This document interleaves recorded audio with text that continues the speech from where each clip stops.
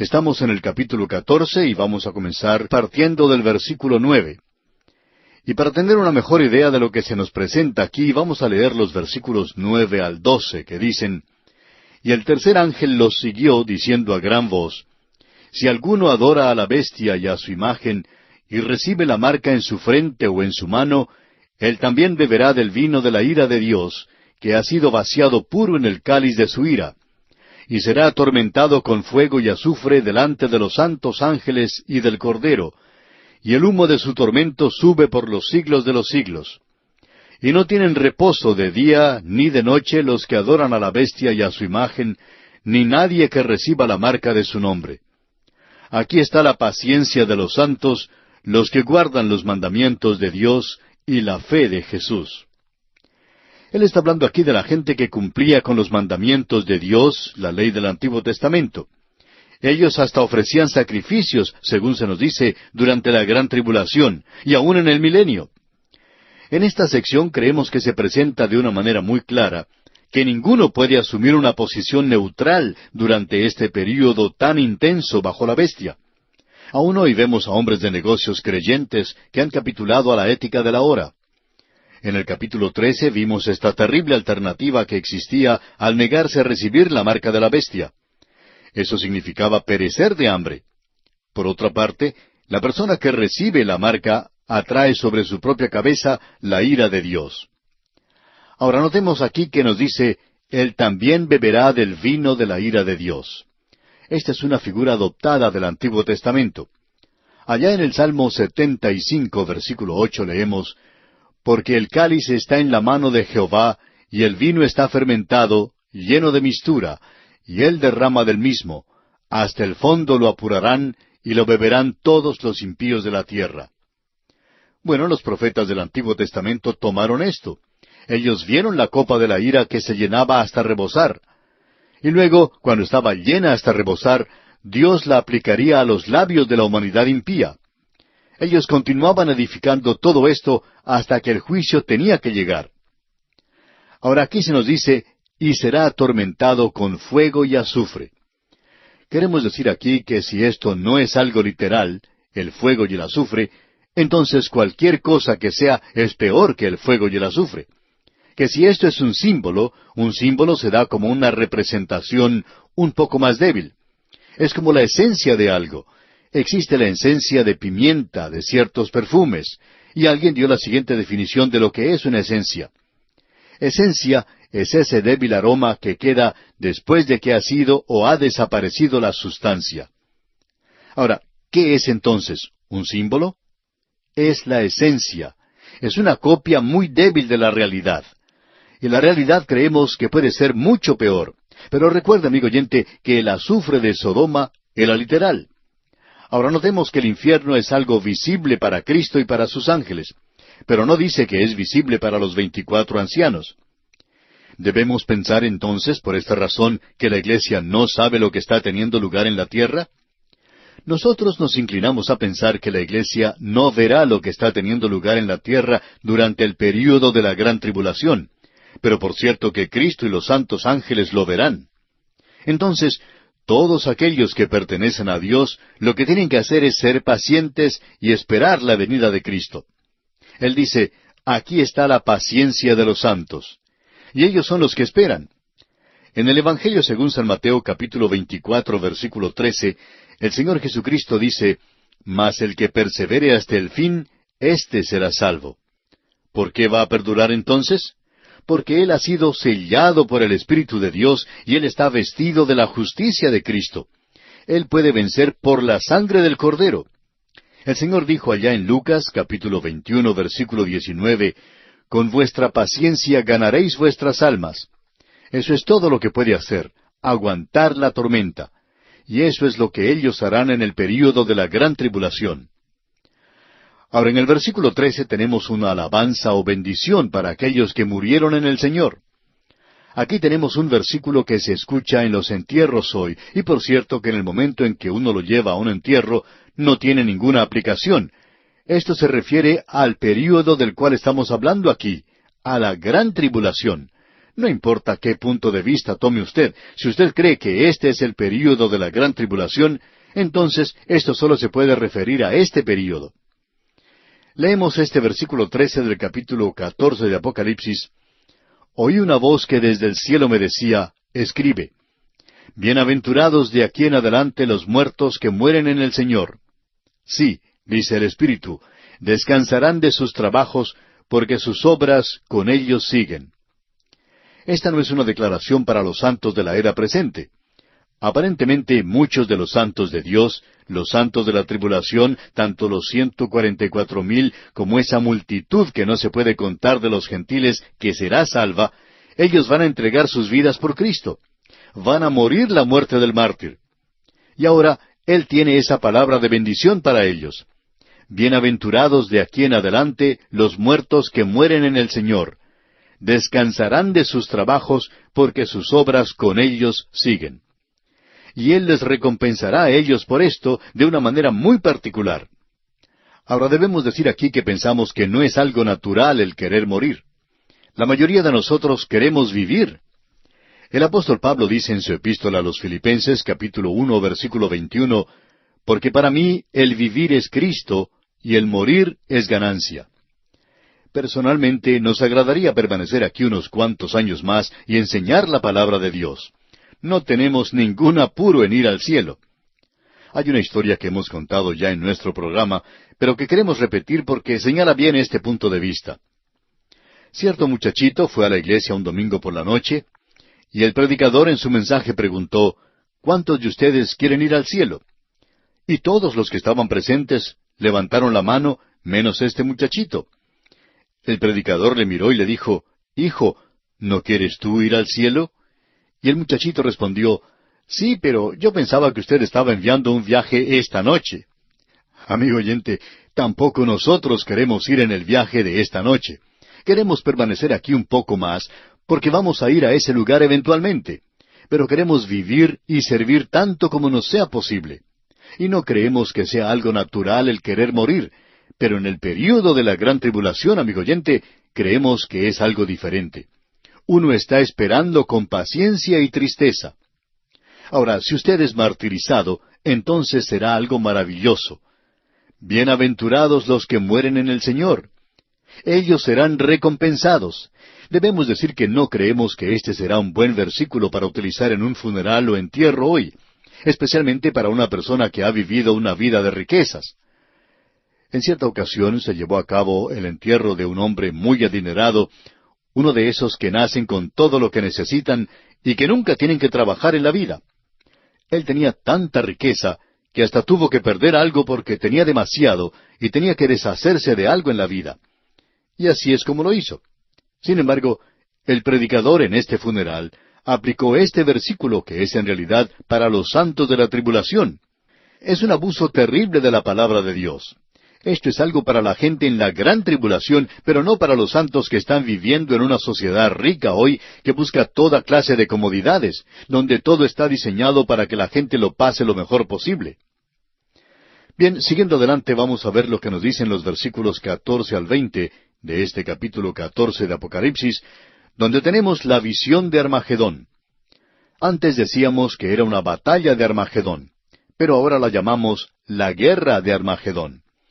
El versículo 14 entonces de este capítulo 14 de Apocalipsis dice, Miré, y he aquí una nube blanca, y sobre la nube uno sentado semejante al Hijo del Hombre, que tenía en la cabeza una corona de oro, y en la mano una hoz aguda.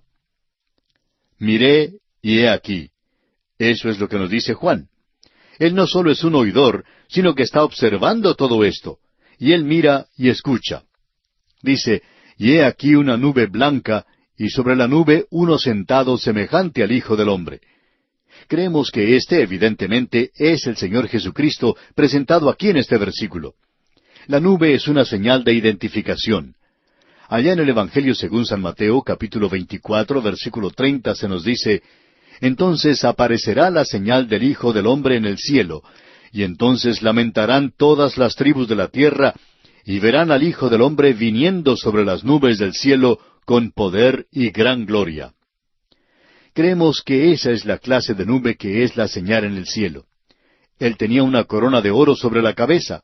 Y creemos que eso confirma aún más que es el Señor Jesucristo. Él es el héroe de este libro. Uno necesita el Apocalipsis, la revelación, para tener un verdadero cuadro de Él. Aquí le vemos a Él como rey, no como profeta o como sacerdote. Su cargo es el de rey, y eso siempre está relacionado con su regreso a la tierra. Y luego dice, y en la mano una hoz aguda. Y esto nos habla del juicio de los impíos. Aquí tenemos algo bastante interesante.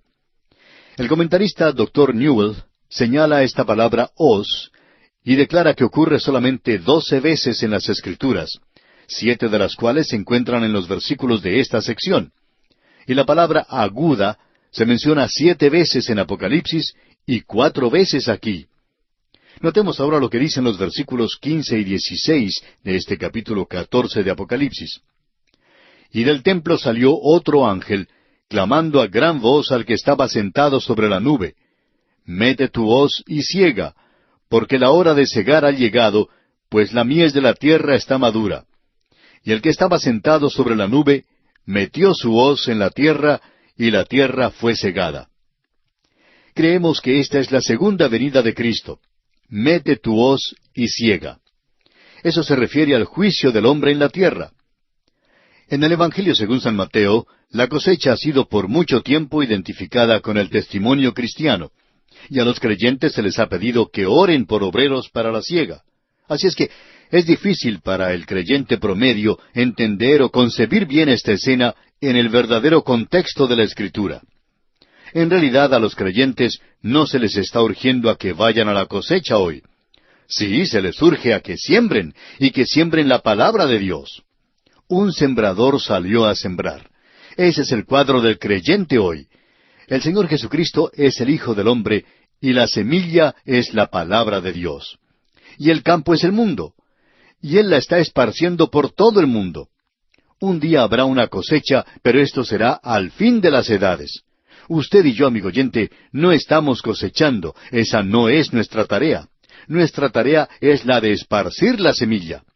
Esa es la razón por la cual nosotros no nos preocupamos hoy en cuanto a resultados, pero sí nos preocupamos mucho en cuanto a los sembradores.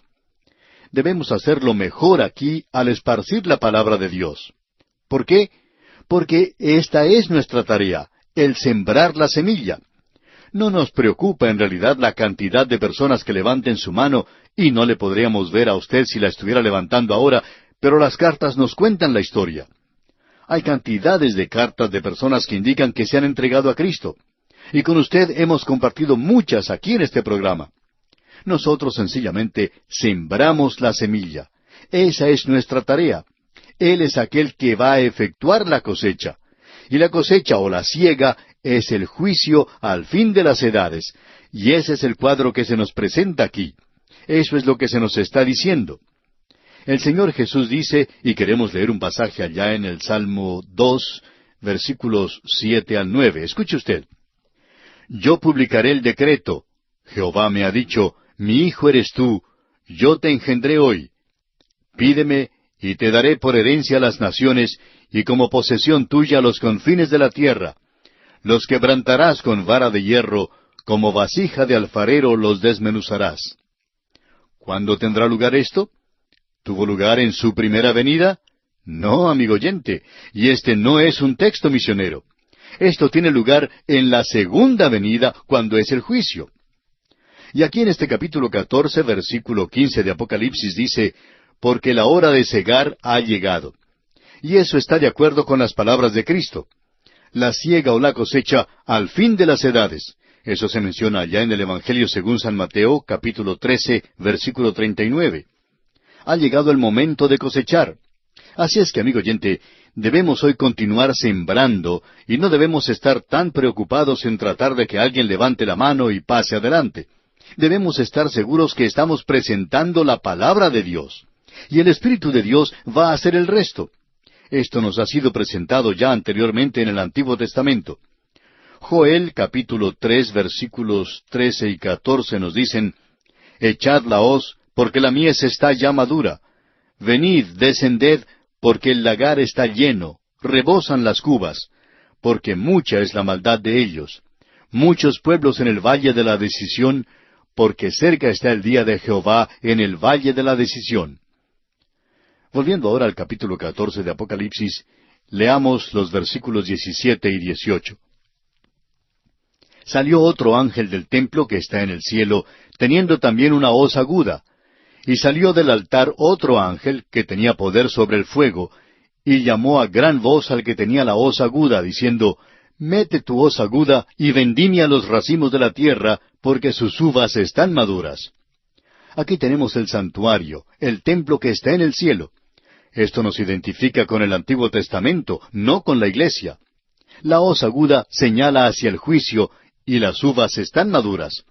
Y el pensamiento aquí es que están secas como uvas pasas.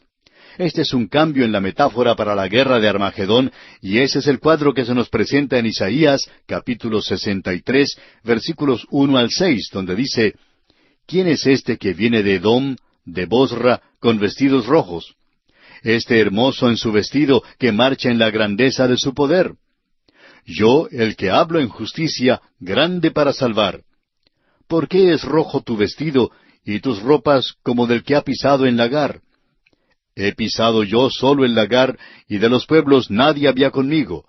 Los pisé con mi ira, y los hollé con mi furor. Y su sangre salpicó mis vestidos, y manché todas mis ropas. Porque el día de la venganza está en mi corazón, y el año de mis redimidos ha llegado. Miré, y no había quien ayudara, y me maravillé que no hubiera quien sustentase, y me salvó mi brazo, y me sostuvo mi ira.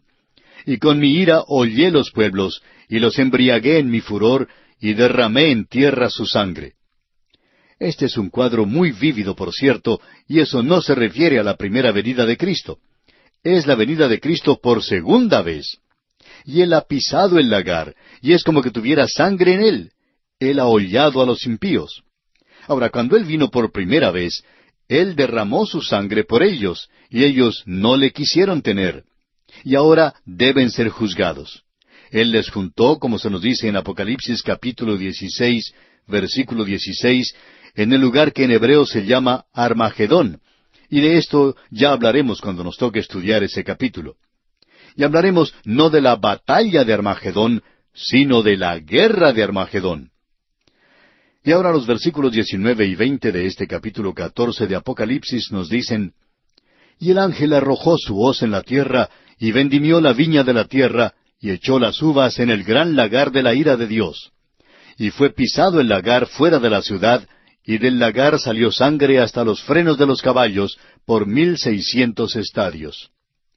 Y eso cubre la distancia desde Dan hasta Beerseba, y es el juicio que viene sobre el mundo entonces, porque todos los ejércitos de las naciones del mundo estarán allí en este lugar, y Él viene a la tierra, y Él domina la rebelión contra Dios. Leímos los dos últimos versículos del capítulo 14, y quisiéramos considerarlos hoy un poco más. Así es que vamos a leer una vez más los versículos 19 y 20 de este capítulo 14 de Apocalipsis. Y el ángel arrojó su hoz en la tierra, y vendimió la viña de la tierra, y echó las uvas en el gran lagar de la ira de Dios. Y fue pisado el lagar fuera de la ciudad, y del lagar salió sangre hasta los frenos de los caballos, por 1,600 estadios. Ya hemos señalado el hecho de que el período de la gran tribulación va a ser una época de cosecha, pero no como lo que nosotros pensamos que es una cosecha. En nuestros medios opinamos que es el momento cuando se gana a la gente para Cristo, pero así no es como se usa en las Sagradas Escrituras. Cuando se llega al final de cualquier era, ese es el momento de la cosecha. Estamos seguros que alguien nos va a decir que el Señor Jesucristo dijo, «Rogad al Señor de la mies que envíe obreros a su mies». Él dijo eso, sí, amigo oyente, pero usted debe darse cuenta que Él estaba hablando del fin de una era. En realidad, Él iba a cambiarla. La era de la ley estaba llegando a su fin, y Él quiere enviar esta noticia o este mensaje para que la gente esté preparada para la nueva era que viene, la era de la gracia en la cual vivimos en el presente y que se basa en la muerte y resurrección del Señor Jesucristo por nuestros pecados.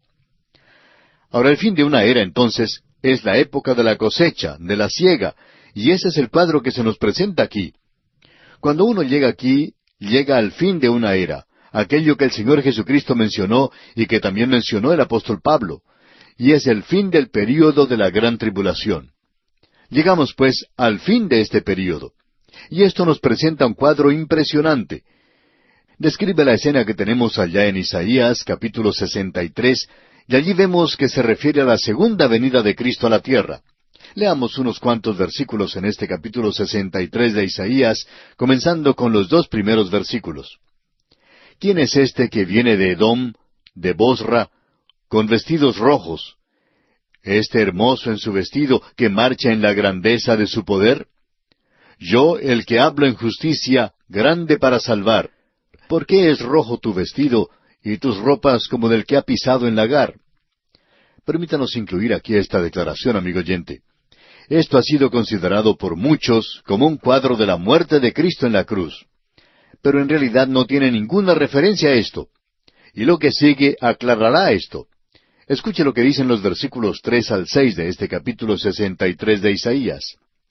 He pisado yo solo el lagar, y de los pueblos nadie había conmigo. Los pisé con mi ira, y los hollé con mi furor, y su sangre salpicó mis vestidos, y manché todas mis ropas. Porque el día de la venganza está en mi corazón, y el año de mis redimidos ha llegado.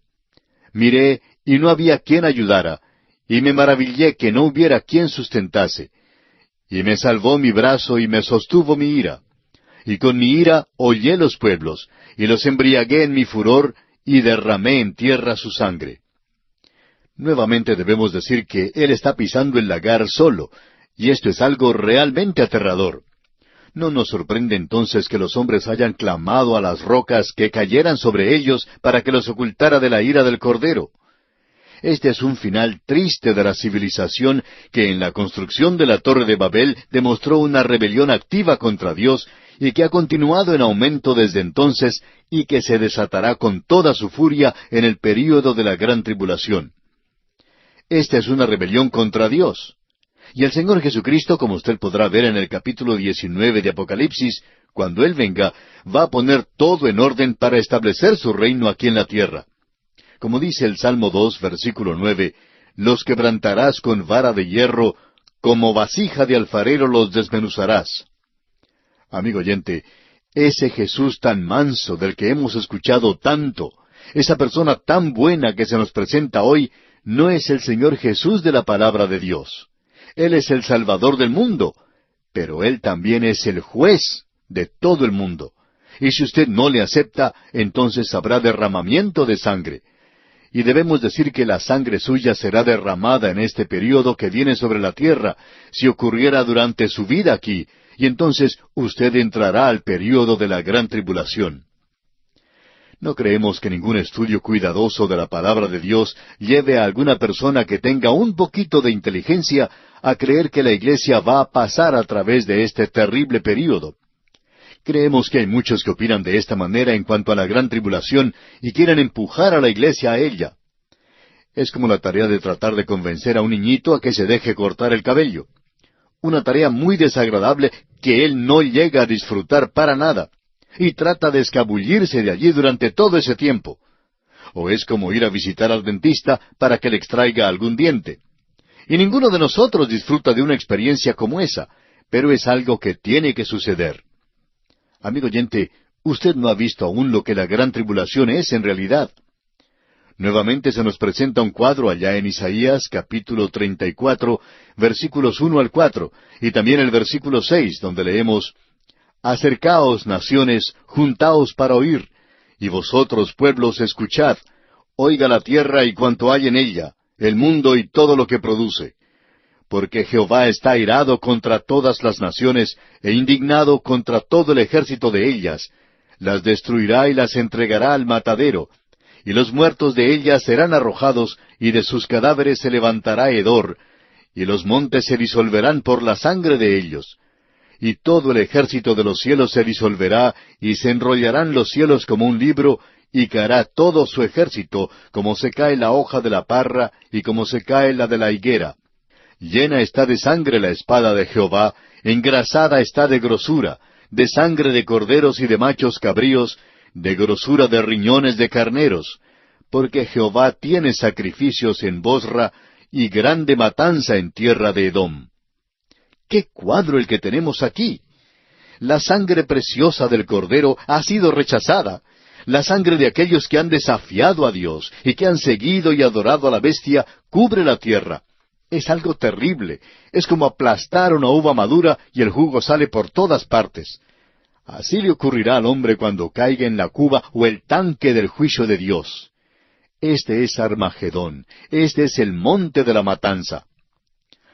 Ahora, cuando en el versículo 20 de Apocalipsis capítulo 14 dice, fuera de la ciudad, se refiere a la ciudad de Jerusalén. Y cuando dice que la sangre llegará hasta los frenos de los caballos, eso indica la profundidad de 1 metro o más. Y cuando dice 1,600 estadios, esto indica una distancia de unos 288 kilómetros. Esa es la distancia entre Dan y Beerseba. Toda Palestina es la escena de esta guerra final que concluye con lo que es llamado Armagedón. Es una campaña que comienza alrededor de la mitad del período de la Gran Tribulación y concluye con el regreso personal de Cristo a esta tierra. Ahora, en el Salmo 45, versículos 3 al 7 leemos, «Ciñe tu espada sobre el muslo, oh valiente, con tu gloria y con tu majestad. En tu gloria sé prosperado. Cabalga sobre palabra de verdad, de humildad y de justicia, y tu diestra te enseñará cosas terribles. Tus saetas agudas, con que caerán pueblos debajo de ti, penetrarán en el corazón de los enemigos del rey. Tu trono, oh Dios, es eterno y para siempre. Cetro de justicia es el cetro de tu reino. Has amado la justicia y aborrecido la maldad. Por tanto, te ungió Dios, el Dios tuyo, con óleo de alegría más que a tus compañeros». El Salmo 45 es un salmo mesiánico. No pedimos disculpas por decir todo esto. Dios no nos ha pedido que pidiéramos disculpas por su palabra. Nos ha dicho que habláramos de ella. Y nosotros tenemos que hacerle frente a esto. El pecado es algo terrible. El pecado está en el mundo. Usted y yo somos pecadores y el único remedio es la redención que Cristo ofreció cuando Él derramó su sangre por usted y por mí y pagó el castigo de nuestros pecados. Y usted y yo merecemos el juicio de Dios y nuestra única salida es aceptar la obra de Cristo en la cruz del Calvario por nosotros. La Biblia hace una pregunta que ni siquiera Dios puede responderla, y es esta: ¿cómo escaparemos nosotros si descuidamos una salvación tan grande?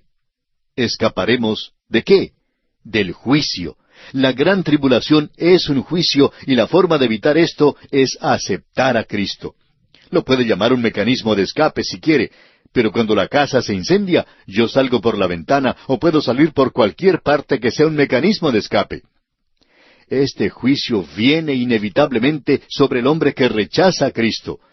Los hombres le han rechazado y han tratado su sacrificio como algo inmundo, han pisoteado al Hijo de Dios, y si Dios es justo, y lo es, entonces habrá un juicio. Esta generación en la cual nos toca vivir tiene que escuchar esto. No lo está escuchando hoy. Hay tanto hoy que se ha dedicado a los pequeños métodos de cómo vivir la vida cristiana. Amigo oyente, no hay nada que le pueda ayudar a usted como el saber que nuestro Dios es un Dios santo y que el Señor Jesucristo es justo y que Él no va a tolerar el pecado en su vida ni en la mía. Eso es lo que se necesita hoy. Hemos notado que muchos dicen hoy, Juanito debería ser disciplinado. Y es sorprendente escuchar a algunos psicólogos que dicen que él es así porque su mamá no le amaba como debería amarle. Pero el problema con Juanito es que es un muchacho malo. Y ese es todo su problema. Él es un muchacho malcriado que debería ser colocado sobre las rodillas del padre o de la madre y aplicarle la vara de la corrección en el punto donde la espalda pierde su decoroso nombre. Así aprenderá a ser disciplinado. El sabio Salomón dice en Proverbios 22:15, «La necedad está ligada en el corazón del muchacho, mas la vara de la corrección la alejará de él». Bien, regresemos a Apocalipsis y ahora llegamos al capítulo 15. Y aquí tenemos otra señal en el cielo, y son 7 ángeles y las 7 últimas plagas. Tenemos el derramamiento de las 7 copas de la ira en los capítulos 15 y 16. Y tal vez la mayoría de nuestros oyentes habrán pensado que lo peor ya ha pasado. Pero no es así. Lo peor está aún por venir. Y cada uno de estos 7, comenzando como vimos con los 7 sellos, las 7 trompetas y los 7 personajes, han sido terribles. Y ahora tenemos aquí las 7 copas de la ira. Y esto es lo peor de todo. No nos venga a decir, amigo oyente, que la iglesia será purificada en la gran tribulación. El propósito de la gran tribulación es juicio, es para darle a Satanás su oportunidad final. Dios va a sacar a su iglesia de la tierra debido a su gracia maravillosa e infinita. Si usted está dispuesto a aceptar su gracia, entonces puede escapar. Pero, amigo oyente, no es ninguna bendita esperanza el mirar a estas 7 copas de la ira. No, nosotros estamos esperando la bendita esperanza y la venida gloriosa de nuestro gran Dios y Salvador Jesucristo. Si nosotros le amamos a Él, entonces no vamos a pensar en estas cosas como que son algo terrible. Es decir, que no vamos a tener que decir que no queremos estudiar el libro de Apocalipsis. Este libro revela estas cosas terribles y yo quiero esconder mi cabeza en la arena como el avestruz. Por tanto, no quiero oír en cuanto a estas cosas. Amigo oyente, usted no va a pasar a través de todo esto si confía en Cristo. Pero usted necesita saber por lo que van a pasar los demás para así poder demostrar más celo e interés en testificar por Cristo hoy. Esa es la razón por la cual estamos hablando de la palabra de Dios hoy. Alguien dijo de ese gran predicador, Dwight L. Moody, que en su vida él había mirado a más gente en el rostro que ningún otro hombre que hubiera vivido, y que él había reducido la población del infierno en unos 2 millones. Bueno, nos gusta estar en la tarea de reducir la población del infierno. Se habla hoy de reducir la población y de acabar con el aumento de la natalidad. Bueno, el infierno ha tenido una explosión de la población por muchos años, y nos gustaría ayudar a reducir ese número. Bien, llegamos ahora a estas 7 copas. Aquí en los capítulos 15 y 16 de Apocalipsis tenemos algo que va junto. El capítulo 15 de Apocalipsis es el más corto de todo este libro, pero en realidad es el prefacio a esta serie final de juicios que vienen sobre la tierra durante el período de la gran tribulación. Estos juicios son los más intensos y devastadores de cualquiera que los haya precedido. Ahora, antes de que estos ángeles comiencen a derramar las copas de ira, puede haber dudas aún con algunas personas en cuanto a si ellos serán capaces de mantenerse en pie delante del anticristo. Y si esas dudas no han sido aclaradas para satisfacción del lector, la respuesta está aquí. Habrá aquellos que se mantendrán en pie. En primer lugar, tenemos aquí la preparación para el juicio final de la gran tribulación, y los santos de la tribulación en el cielo adoran a Dios porque Él es santo. De paso, digamos que este es otro interludio. Notemos lo que nos dice el primer versículo de este capítulo 15 de Apocalipsis. Vi en el cielo otra señal, grande y admirable, 7 ángeles que tenían las 7 plagas postreras, porque en ellas se consumaba la ira de Dios. Con esto llegamos al fin del período de la gran tribulación. No sé en cuanto a usted, amigo oyente, pero me alegra poder llegar al fin de este período. Y luego veremos la venida de Cristo a la tierra. Juan vuelve a asegurarnos en este versículo cuando dice, vi en el cielo, que él todavía es un espectador de estos hechos. Él está presenciando el ensayo del último acto del pequeño día del hombre sobre la tierra. Y otra señal une a este capítulo con el capítulo 12, versículo 1 de Apocalipsis, donde tuvimos la primera señal al comienzo de ese capítulo. Esa señal era Israel. Ahora Juan dice, los ángeles de la ira están unidos con los juicios que seguirán hasta que Cristo venga, lo cual ocurre en el capítulo 19. Desde el capítulo 12 hasta el regreso de Cristo, tenemos una serie de eventos que están relacionados mutuamente. Ahora, esto no quiere decir que haya un orden cronológico, sino más bien un orden lógico, que es el contar los mismos eventos de otra manera con más detalles. Este método, digamos de paso, es la firma o señal personal del Espíritu Santo. Comenzando en Génesis, Él colocó su firma. Allá en el capítulo 1 de Génesis tuvimos la creación. Y allí vimos los 7 días. Luego, cuando Él llega al capítulo 2, Él toma la creación del hombre y vuelve a hablar de eso otra vez, pero le agrega detalles. Eso se conoce como la ley de la recapitulación, y se presenta a través de todas las Escrituras. En el libro de Deuteronomio se da la ley, la interpretación de la ley con 40 años de experiencia en el desierto y muchos detalles que se habían agregado. Luego, cuando llegamos al punto donde se habla de Cristo, tenemos los 4 evangelios, no solo 1 ni 2, sino 4, porque son necesarios 4 evangelios para presentar los muchos aspectos de su gloriosa persona que vino a la tierra hace más de 2000 años. Ahora Satanás está siendo arrojado a la tierra y él demuestra su ira contra el remanente de Israel. También él lleva a cabo un avance final para la dominación mundial a través de las 2 bestias. Luego Dios realiza un despliegue final de su ira y pone punto final a la sórdida tragedia de pecado en la tierra.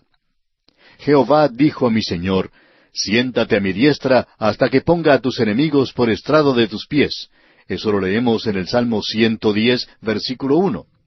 Aquí se nos dice en este versículo 1 del capítulo 15 de Apocalipsis, se consumaba la ira de Dios. En griego, esa es una expresión profética, aeres, que considera a un evento en el futuro como que ya se hubiera desarrollado. Ahora aquí se menciona la ira de Dios, y eso señala el juicio final de la gran tribulación. Dios ha sido muy lento para enojarse, para la ira, pero aquí concluye su paciencia. El juicio en sus últimos detalles del día de la ira procede de parte de Dios, no de Satanás ni de las bestias, sino que sale del trono de Dios. Dios juzgará. Y vamos a ver aquí la preparación para este cuadro final que se nos presenta del período de la gran tribulación. No nos queda mucho tiempo ya en este programa, pero leamos lo que nos dice el versículo 2 de este capítulo 15 de Apocalipsis. Vi también como un mar de vidrio mezclado con fuego, y a los que habían alcanzado la victoria sobre la bestia y su imagen, y su marca y el número de su nombre, en pie sobre el mar de vidrio con las arpas de Dios. Ahora aquí se habla de un mar de vidrio mezclado con fuego. Esta es la terrible persecución de la bestia durante el período de la gran tribulación. Las 7 copas de la ira nos llevan al fin del período de la gran tribulación, es decir, nos llevan hasta el capítulo 19 de este libro. Ahora, al continuar hoy nuestro estudio, vamos a leer otra vez el versículo 2 de este capítulo 15 de Apocalipsis, que dice, vi también como un mar de vidrio mezclado con fuego, y a los que habían alcanzado la victoria sobre la bestia y su imagen, y su marca y el número de su nombre, en pie sobre el mar de vidrio con las arpas de Dios. Ahora aquí se habla de un mar de vidrio mezclado con fuego. Esta es la terrible persecución de la bestia durante el período de la gran tribulación. Este es aquel período cuando, como ya hemos visto, ningún hombre podía comprar ni vender a no ser que tuviera la marca de la bestia. Va a ser muy difícil obtener cosas para comer en aquel día. Esa es la razón por la cual el Señor Jesucristo dijo, hablando de este período en su discurso en el Monte de los Olivos, cualquiera que os diere un vaso de agua en mi nombre. Amigo oyente, en aquel día, cualquier persona que se atreva a dar siquiera un vaso de agua fría a uno de los 144,000, pondrá en peligro su propia vida, porque la bestia le dará muerte por darle refugio a lo que él considera un criminal. Estos son días muy difíciles, y nuevamente hacemos la pregunta, ¿sobrevivió alguno a este período? No, a no ser que haya sido sellado. Y las multitudes que no fueron selladas serían los mártires de este período. Y creemos que la mayor parte de los 144,000 entregaron sus vidas por Jesús. Pero ellos van a estar con Él, como ya hemos visto, con el Cordero en el monte de Sión. Ahora vemos en este versículo que ellos salieron victoriosos. No solo pudieron soportar ese período, sino que salieron victoriosos. Aquí tenemos a los santos de la tribulación que han pasado a través de los fuegos de la persecución de la tierra y aún así no han perdido su cántico. Ellos tienen las arpas de Dios y vamos a ver en los próximos versículos que van a ser capaces de cantar y cantan. Ahora nos preguntamos en cuanto a los creyentes de hoy. Nosotros somos hijos de Dios y no vamos a pasar por esto. Pero, ¿está teniendo usted problemas aún en estos días tratando de evitar que en su corazón haya un poco de amargura, una raíz de amargura? El apóstol Pablo tenía ese problema.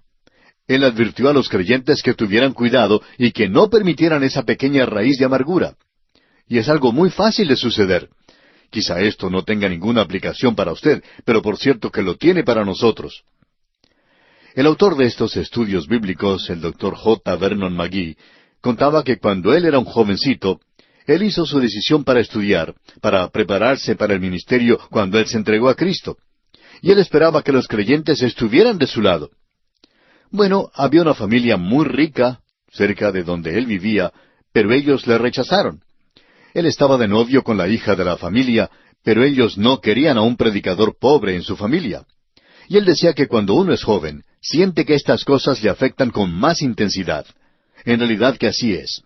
Pero aún hasta años más tarde, él sentía esa pequeña raíz de amargura contra esta clase de personas que lo trataron tan mal en aquella época. Quizá, amigo oyente, usted haya pasado por una experiencia parecida a esta, pero permítanos decirle que esta no es una tribulación. Es un quebrantamiento de corazón, pero no es una gran tribulación. Pero, ¿qué en cuanto a esta pequeña raíz de amargura? ¿Está teniendo usted problemas con esto, amigo oyente? Hay algunos creyentes hoy que permiten que esto arruine sus vidas, y eso causa en realidad un deterioro en su vida cristiana y en su testimonio. En cierta ocasión una familia creyente tuvo un problema con otra familia, y en lugar de tratar de olvidarse de esto, permitieron que las raíces de amargura entraran en sus vidas, y cuando uno los ve en la iglesia, ninguno sonríe. Eso puede arruinar su vida cristiana, amigo oyente. Pero necesitamos orar hoy para que en las circunstancias de la vida no crezca la raíz de amargura. Es interesante notar que estos santos de la tribulación, que habían pasado a través de la gran tribulación, aún tenían un cántico. Ophelia Guyon Browning escribió un poema en cuanto a la oración que dice: «Sin respuesta aún, la fe no puede quedar sin respuesta. Sus pies están plantados firmemente sobre la roca. En medio de la tormenta salvaje se mantiene impávida, ni se acobarda ante el resonar de los truenos. Sabe que la omnipotencia ha oído su oración y clama: ¿se realizará alguna vez en algún lugar? ¿Sin respuesta aún? No digas que no se ha concedido. Quizá tu parte aún no se ha realizado completamente. La obra comenzó cuando tu primera oración tomó voz, y Dios concluirá aquello que ha comenzado. Si continúas quemando allí el incienso, su gloria contemplarás alguna vez en algún lugar». Amigo oyente, en esta vida que usted y yo vivimos en esta tierra, puede entrar un poco de amargura. ¿Y qué podemos hacer? Necesitamos orar. Necesitamos orar en cuanto a esto, y creemos que debemos hacerlo más que por cualquier otra cosa. Estos santos han pasado a través de la gran tribulación y aún pueden cantar. Y amigo oyente, usted y yo quizá no lo podemos hacer con mucha habilidad, pero puede tener un cántico en su corazón y debería estar allí a pesar de las circunstancias. El salmista nos dice en el Salmo 30, versículo 5, «Porque un momento será su ira, pero su favor dura toda la vida. Por la noche durará el lloro, y a la mañana vendrá la alegría». Hemos aprendido esto al pasar de los años, que Dios nunca permite que nadie cruce su camino, aun un enemigo, sin que eso le enseñe a usted una lección. Él ha permitido eso con algún propósito para el desarrollo de su carácter. Necesitamos estar en oración hoy para no caer en esa trampa de perder nuestro gozo de la salvación. Continuando ahora con este capítulo 15 de Apocalipsis, leamos los versículos 3 y 4. «Y cantan el cántico de Moisés, siervo de Dios, y el cántico del Cordero, diciendo: Grandes y maravillosas son tus obras, Señor Dios Todopoderoso. Justos y verdaderos son tus caminos, Rey de los santos. ¿Quién no te temerá, oh Señor, y glorificará tu nombre? Pues sólo tú eres santo. Por lo cual todas las naciones vendrán y te adorarán, porque tus juicios se han manifestado». Si usted quiere aprender este cántico de Moisés, lo encontrará en el libro de Éxodo, capítulo 15, versículos 1 al 21. Y también en Deuteronomio, capítulo 32, versículos 1 al 43. Ambos cánticos hablan de la libertad de Dios, de la salvación y de la fidelidad. El cántico del Cordero es la atribución de alabanza a Cristo como Redentor. Y ya hemos visto esto en este libro de Apocalipsis, capítulo 5, versículos 9 al 12. No vamos a ver estos otros cánticos. Pero nuevamente debemos señalar el hecho, amigo oyente, de que el libro de Apocalipsis es cristocéntrico. Quiere decir que está centrado en Cristo. No permita que los 4 jinetes lo aparten de esa visión. Hay demasiado de esto hoy. Hay personas que se interesan en eso y en el tocar de las trompetas y en los 7 personajes de los cuales ya hemos hablado, y nos interesamos mucho en eso. Y también podemos interesarnos en estas 7 copas. Pero no hagamos eso, amigo oyente. Mantengamos nuestros ojos centrados en Cristo. Él está a cargo de todo. Él es el Señor aquí. Y en este libro tenemos la revelación de Jesucristo en su santidad, en su poder y en su gloria. Eso es algo que necesitamos saber nosotros. Ah, Cristo Jesús hombre es maravilloso. Él es aquel que puede poner su mano en la mano de Dios y poner su mano en la mano del hombre. Y la única razón por la cual Él puede poner su mano en Dios es porque Él es Dios. Ahora Él es llamado aquí Rey de los Santos. Puede ser llamado también Rey de las Edades, Rey de las Naciones. Cualquier retórica indica que Cristo será el objeto de la adoración universal y del reconocimiento universal. No habrá ningún lugar donde Él no sea adorado en esta tierra.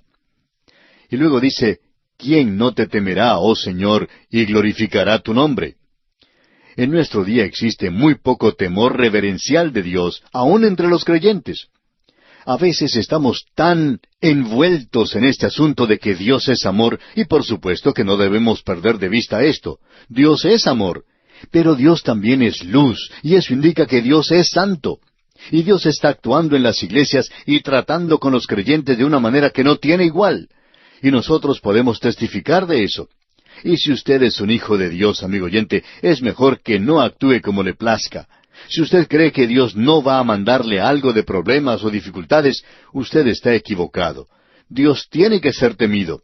Nuestro Dios es un Dios santo.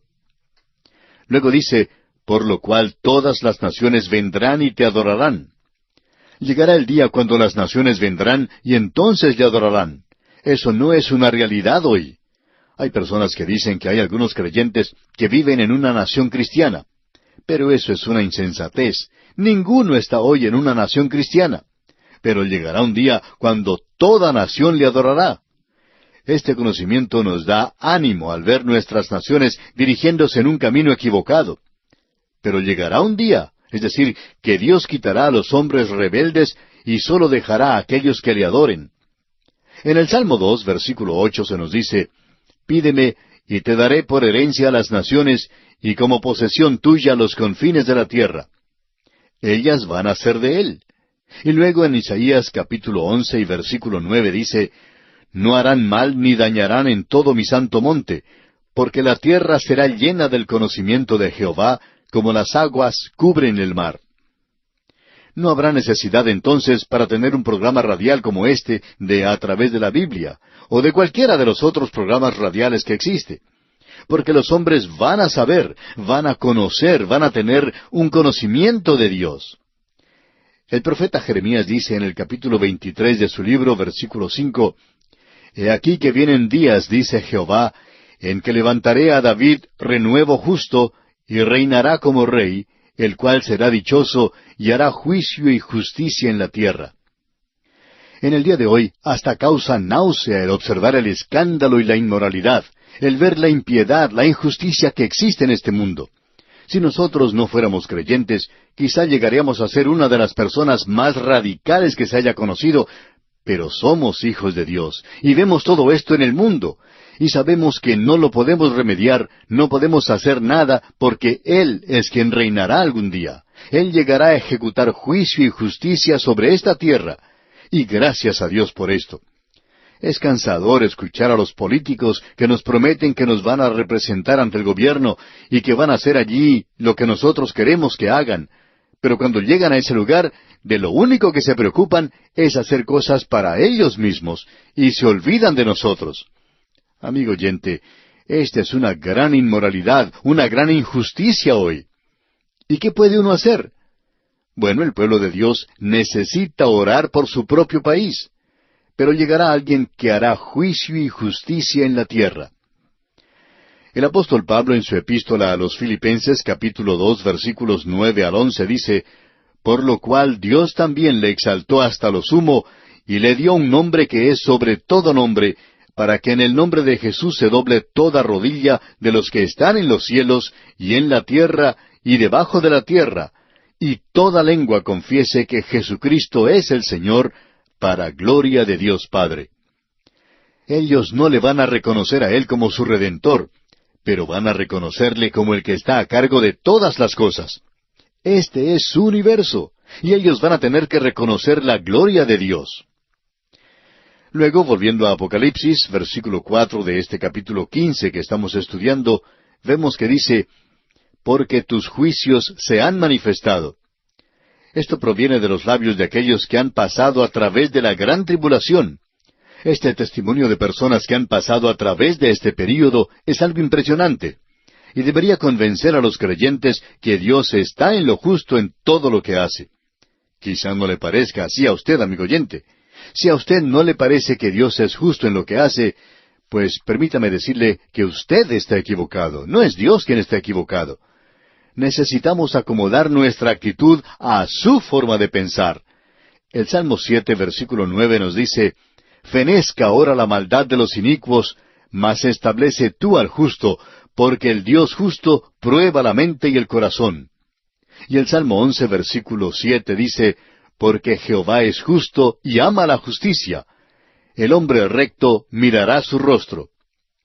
Luego en el Salmo 107 leemos los versículos 1, 40 y 42. Dicen, «Alabad a Jehová, porque Él es bueno, porque para siempre es su misericordia. Él esparce menosprecios sobre los príncipes, y les hace andar perdidos, vagabundos y sin camino. Véanlo los rectos y alégrense, y todos los malos cierren su boca». Es decir, cuando Dios se encargue de todas las cosas. Bien, volviendo ahora a Apocalipsis, veamos lo que nos dicen los versículos 5 y 6 de este capítulo 15. «Después de estas cosas miré, y he aquí fue abierto en el cielo el templo del tabernáculo del testimonio. Y del templo salieron los 7 ángeles que tenían las 7 plagas, vestidos de lino limpio y resplandeciente, y ceñidos alrededor del pecho con cintos de oro». En el libro de Apocalipsis se hace referencia al templo 15 veces. Su prominencia no se puede ignorar, por cierto. En la primera parte de Apocalipsis, hasta el capítulo 3, es la iglesia. No hay templo. De allí en adelante tenemos una escena en el cielo, y el templo se abre en el cielo. Y también hay un templo en la tierra, hecho según el modelo del que está en el cielo. Ahora no hay ningún templo en la Nueva Jerusalén a donde va a ir la iglesia. Allí no hay templo. ¿Por qué? Porque la iglesia no está identificada con el templo. Esto debería decirnos algo cuando vemos que Él está tratando con la gente que ha tenido un templo. Y solo conocemos un pueblo que ha recibido un templo de parte de Dios, según el modelo que está en el cielo. Aquí tenemos una referencia específica al tabernáculo en el lugar santísimo, donde se guardaba el arca del testimonio. En el arca se encontraban las tablas de la ley. El tabernáculo y la piedra de la ley eran duplicados del original en el cielo. Los originales ya se han mencionado en Apocalipsis capítulo 11, versículo 19. La acción de Dios aquí está basada en la violación de su pacto con Israel, la ley que ha sido quebrantada. Dios es justo en lo que Él va a hacer. Él juzgará. Y luego Él llevará a cabo su pacto con Israel. Así es que la importancia de los ángeles en este libro es destacada para nuestra atención por medio de la aparición de estos ángeles en este punto en particular. Previamente, 7 ángeles habían tocado 7 trompetas. Aquí en esta nueva serie de 7, estos ángeles tienen las 7 últimas plagas y las 7 copas de la ira de Dios. Su separación del templo demuestra que se han separado del propiciatorio, y ahora Dios está actuando en justicia y no en misericordia. Ellos están vestidos de lino. Un significado es piedras preciosas. Aparentemente sus vestidos estaban decorados con piedras preciosas. Este parece ser el cuadro. Los cintos de oro revelan que ellos están con la vestidura de Cristo, quien ya no está ejerciendo más su función sacerdotal, sino que ahora se le ve aquí juzgando al mundo. Leamos los versículos 7 y 8 ahora. «Y uno de los 4 seres vivientes dio a los 7 ángeles 7 copas de oro, llenas de la ira de Dios, que vive por los siglos de los siglos. y el templo se llenó de humo por la gloria de Dios y por su poder, y nadie podía entrar en el templo hasta que se hubiesen cumplido las 7 plagas de los 7 ángeles. Aquí tenemos estas 7 copas de oro, y al concluir nuestro programa de hoy quisiéramos decir algo en cuanto al número 7, y se ha repetido una y otra vez. A veces escuchamos a personas que dicen que el número 7 es el número de la perfección. Pero eso no está del todo correcto. Es el número de plenitud, de lo completo, y a veces el número de lo completo es perfecto. Dios creó los cielos y la tierra en 6 días. Él descansó en el día séptimo no solo porque ya estaba completo, sino porque era perfecto. Pero aquí, estas series de 7 demuestran que es una serie que completa algo. Así que nosotros pensamos que aquí tenemos la historia completa de la iglesia en las 7 iglesias que se presentan. Tenemos el período completo de la gran tribulación en cada una de las series de 7. Es decir, que lo cubre todo. En primer lugar, tenemos en los 7 sellos un esquema general. Luego, al avanzar, Dios enfoca los últimos 3 años y medio. Y amigo oyente, veremos el derramamiento de las copas de la ira de Dios. Y esto no es algo agradable. Si usted dice que la iglesia va a pasar a través de todo esto, entonces está haciendo una declaración muy extraña para la gente que ha sido redimida ya por la sangre de Cristo.